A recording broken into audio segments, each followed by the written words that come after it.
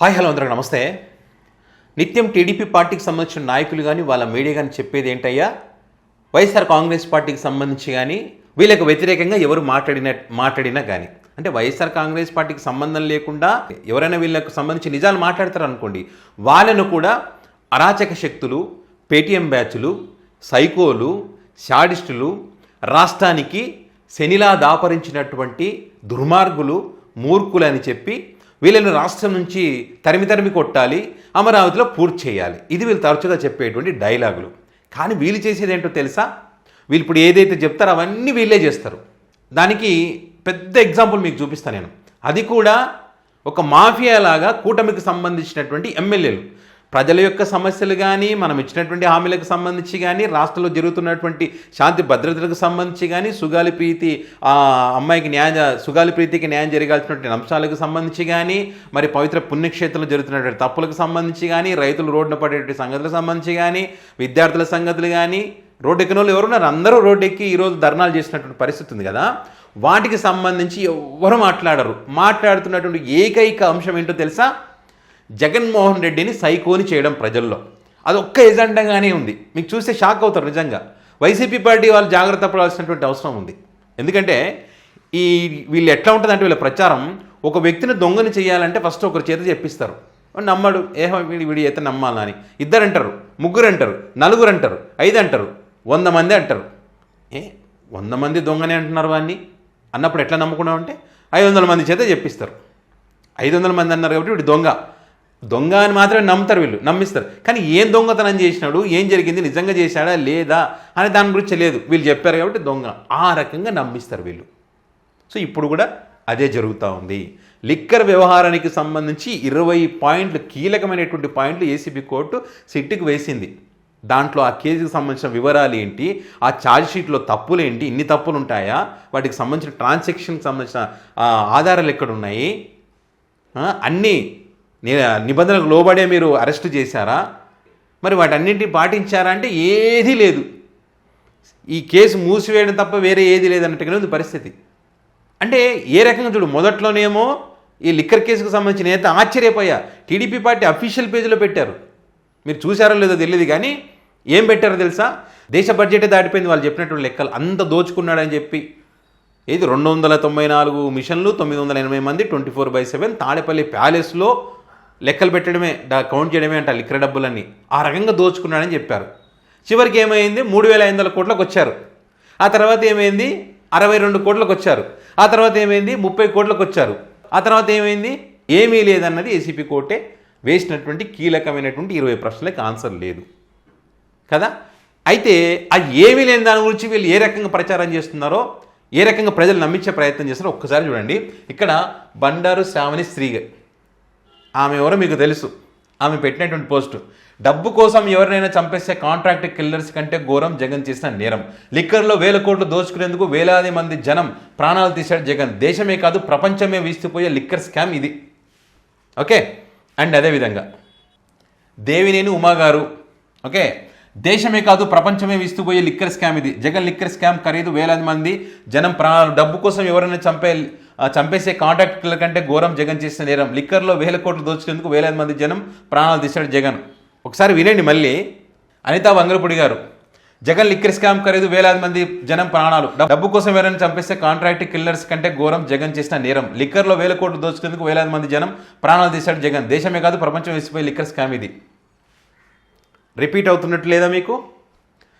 బండారు శ్రావణి గారు అదే పెడతారు, దేవినేని ఉమ గారు అదే పెడతారు, ఇక్కడ అనిత హోమ్ మినిస్టర్ వంగలపూడి అనిత గారు అదే పెడతారు. వాళ్ళ పోస్ట్లో మొత్తం ఇక్కడ చూడండి. మళ్ళీ అనిత వంగలపూడి గారు ప్రతి ఒక్కరు పెట్టే ఒకటే పోస్ట్ని అందరూ అదే పెట్టుకుంటున్నారు. ఇంకా చూడండి, BTech Ravi ex MLC, Jagan liquor scam ఖరీదు వేలాది మంది ప్రాణాలు. Okay. Bojjala Sudheer Reddy, Jagan liquor scam ఖరీదు వేలాది మంది జనం ప్రాణాలు. ప్రసాద్ దగ్గుబాటి, జగన్ లిక్కర్ స్కామ్ ఖరీదు వేలాది మంది ప్రాణాలు. సేమ్. కొల్లు రవీంద్ర సేమ్ అదే పెట్టాడు. కన్నా లక్ష్మీనారాయణ సేమ్ అదే post. Telugu Desam party official same అదే పోస్ట్.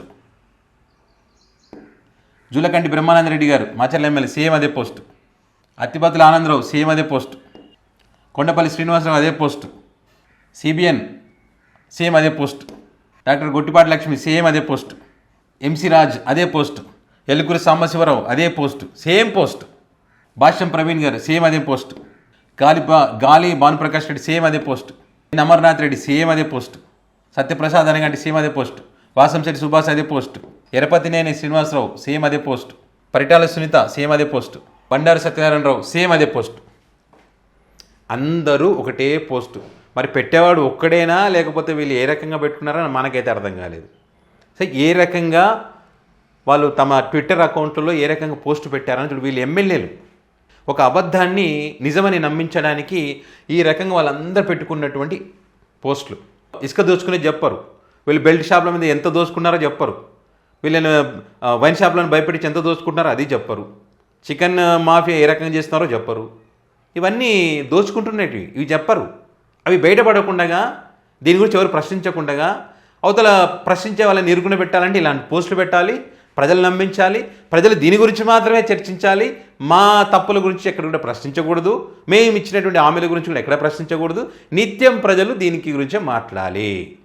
ఎక్కడో చనిపోయారంట, జగనాయంలో తాగి చనిపోయారంట. మరి తాగి చనిపోయిన వాళ్ళ సంఖ్య చూపించండి. నేను గతంలో కూడా ఒక వీడియో చేశా, కిడ్నీలు దెబ్బతిన్నాయి, లివర్లు దెబ్బతిన్నాయి, మద్యం తాగి చనిపోయారంటే దానికి సంబంధించినటువంటి డేటా కూడా మీకు మన ఛానల్లో ఉంటుంది, వెలుగు టీవీలో చేశాను నేను ఒకటి.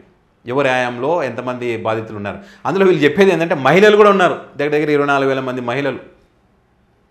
సాధారణంగా అందరికీ ప్రాబ్లమ్స్ వస్తాయి, దీనివల్లనే చనిపోయారు, ఈ మద్యం తాగి చనిపోయారంటే ఆడవాళ్ళు కూడా ఆంధ్రప్రదేశ్లో మద్యం తాగారని చెప్తున్నారు వీళ్ళు. అంటే వీళ్ళ స్వార్థ రాజకీయం కోసం ఎంత అబద్ధం చెప్పడానికైనా దిగజారుతనడానికి ఇది పెద్ద ఎగ్జాంపుల్స్. కాబట్టి వైఎస్ఆర్ కాంగ్రెస్ పార్టీ కూడా ఇలాంటి తప్పులకు సంబంధించి మేము చెప్తున్నాం అంటారు, కానీ వీళ్ళు ఏ రేంజ్లో పెట్టారో చూడండి. ఒకరిద్దరు పెట్టినంత మాత్రాన సరిపోదు, దీనికి గట్టిగా కౌంటర్ ఇస్తేనే, బలమైనటువంటి కౌంటర్ ఇస్తేనే. వీళ్ళు 100 మంది చెప్తే మీరు 10 మంది పెడతానంటే సరిపోదు, గట్టిగా ఇవ్వాలి. సోషల్ మీడియా యాక్టివ్ ఉంటుంది, సోషల్ మీడియా పవర్ఫుల్ వైసీపీది, కానీ ఇలాంటి వాటిని కూడా చూడాలి. కొద్దిగా ఆలస్యంగా స్పందిస్తా అంటే కుదరదు. ఎప్పటికప్పుడు ఖండించుకుంటూ పోతేనే అది ప్రజలకు చేరదు, ఆ అబద్ధం అనేది ప్రజలకు చేరదు. మీరు అంతా ప్రజల్లోకి చేరిన తర్వాత అది అబద్ధం నిరూపించడానికి చాలా టైం పడుతుంది. కాబట్టి అబద్ధం ప్రజల్లోకి చేరకముందే నిజాన్ని మీరు ప్రజలకు చెప్పేటువంటి ప్రయత్నం వైఎస్ఆర్ కాంగ్రెస్ పార్టీ అలర్ట్ అయి చేయాల్సినటువంటి బాధ్యత ఉంది. ప్రజలు కూడా ఏది నిజం ఏది అబద్ధం అని తెలుసుకోవాల్సినటువంటి బాధ్యత కూడా వారి పైన ఉంటుంది. సో ఆ తప్పొప్పులకు సంబంధించి వాళ్ళు కూడా ప్రశ్నించాల్సినటువంటి బాధ్యత తీసుకోవాల్సినటువంటి అవసరం ఎంతైనా ఉంది. ఎందుకంటే భవిష్యత్తులో ఇవన్నీ మన మీద చాలా చాలా ప్రభావం చూపిస్తాయి, మన జీవితాలను మార్చేస్తాయి. ఇప్పుడు వాళ్ళు చెప్పేటువంటి మాటలను నమ్మి మనం డిసైడ్ చేసుకుంటాం, మాకు ఈ నాయకుడు వద్దు, ఈ నాయకుడు కావాలని మనం ఓట్లు వేస్తాం. సో అధికారులకు వచ్చిన తర్వాత మరి వాళ్ళు అబద్ధాలు చెప్పి అధికారులకు వస్తే మనం మోసపోయినట్టే కదా. సో ఇప్పుడు జరుగుతున్నది ఏంటి, చాలామంది ఇప్పుడు ఆటో కార్మికులు ఉన్నారు, వాళ్ళైతే ఇప్పుడు చాలామందితో మాట్లాడాను నేను, చాలామంది చెప్తా ఉన్నారు, మేము ఈ రకంగా చేసాము, అప్పుడు మాకు చంద్రబాబు నాయుడు గారు వస్తే ఎక్కువ వస్తుంది అనుకున్నాం, మోసపోయాం మేము, జగన్ ఇస్తే వాడు సొమ్ము ఇచ్చాడని చెప్పి కామెంట్ కూడా చేసిన వాళ్ళం మేము అని ఇప్పుడు బాధపడతా ఉన్నారు. వాలంటీర్లు బాధపడతా ఉన్నారు, జగన్మోహన్ రెడ్డి కన్నా ఎక్కువ ఇస్తా అన్నారు చంద్రబాబు, అందుకే మేము నమ్మి ఓట్లు వేసామని చెప్పి. నువ్వు ఏ పథకం అన్నా తీసుకోండి, ఆ పథకానికి సంబంధించి నమ్మి మోసపోయామన్న వాళ్ళ సంఖ్య చాలా చాలా ఎక్కువ ఉంది.